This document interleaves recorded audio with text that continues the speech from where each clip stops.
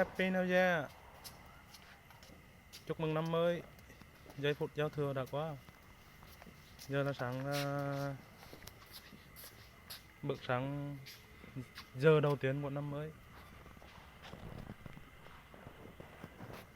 Đại gia đình trong Yên Thành TV chúc cả nhà sáng năm mới mạnh khỏe, làm ăn phát tài.